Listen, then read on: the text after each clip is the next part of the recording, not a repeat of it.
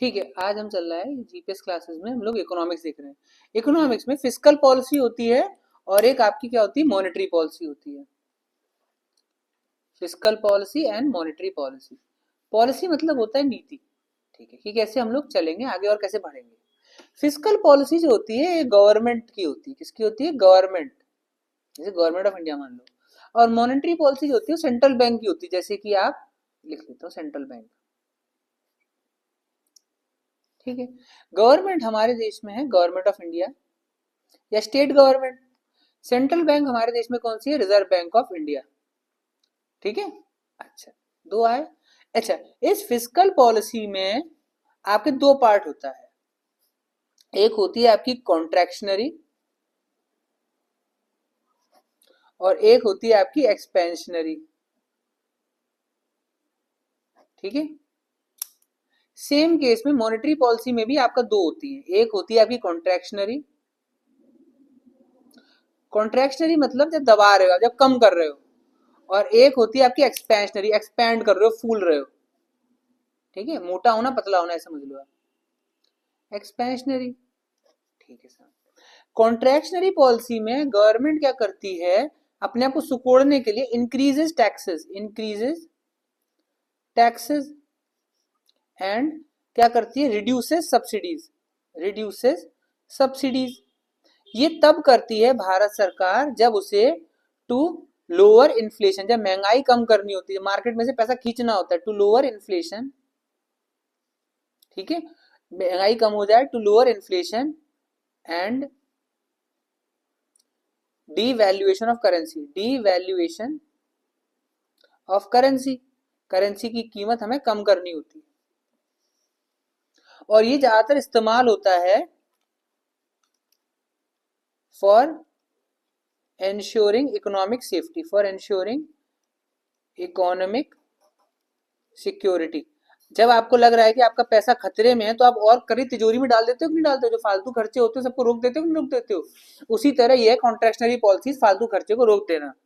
अच्छा, tax tax किसका आता है? गवर्नमेंट के अंडर आता है, आरबीआई के अंडर टैक्स नहीं आता। एक होती है एक्सपेंशनरी पॉलिसी। एक्सपेंशनरी पॉलिसी मतलब जब भारत सरकार चाह रही हो कि लोगों को और ज्यादा पैसा मिल जाए, तो इसमें क्या करती है, reduces taxes and enhances subsidies। और नई नई योजनाएं लेकर आएगी, बेटी बचाओ बेटी पढ़ाओ और ये सब बजट निकालेंगी। ये क्या करते हैं, टू इंक्रीज मनी सप्लाई,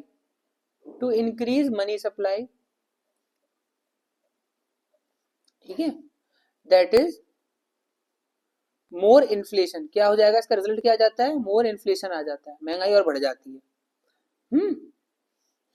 अच्छा, ये होता है फॉर एंश्योरिंग मोर इन्वेस्टमेंट। और लोग आओ और इन्वेस्ट करो इंडिया में, तुम्हें बहुत पैसा मिलेगा, बहुत पैसा मिलेगा। फॉर मोर इन्वेस्टमेंट, आओ आओ बनाओ बनाओ, ये करो वो करो। ये तो वो भारत सरकार जो कर रही फिस्कल पॉलिसी। अब आए आरबीआई जो कॉन्ट्रैक्शनरी करती है। आरबीआई को अगर पैसा रोकना पड़ता है तो ये क्या करती है, लोअर्स रेपो रेट। क्या करती है? रेपो रेट को, रुक जाओ एक सेकेंड, जिस रेट पे बैंक लोन लेती है आरबीआई से उस रेट को ये बढ़ा देती, तो ये इंक्रीजेस रेपो रेट। बोलो, increases repo rate. Repo rate मतलब वो रेट जिसपे नॉर्मल बैंक्स आरबीआई से लोन लेती हैं, उसे बोलते हैं रेपो रेट। तो इंक्रीज करती है रेपो रेट को। ठीक है, और ये क्या करती है कॉन्ट्रैक्शनरी में, प्रिंट्स लेस नोट। बोलो, प्रिंट्स लेस करेंसी नोट्स। याद रखना, करेंसी नोट्स कौन पब्लिश करता है? आरबीआई करती है, जबकि सिक्के गवर्नमेंट ऑफ इंडिया मिंटिंग करती है। 1 रुपए का note but government of India करती है, आरबीआई नहीं करती। Prints less currency notes. और क्या कॉन्ट्रैक्शनरी में कर सकती है? High CRR. सीआरआर क्या होता है? Cash reserve ratio, cash reserve ratio and high SLR, statutory liquidity ratio.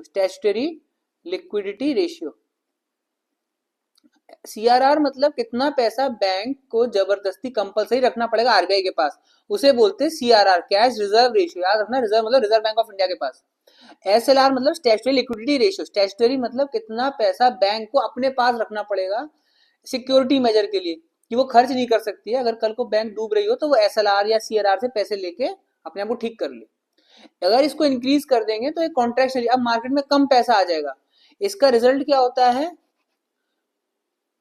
Lowers inflation, lowers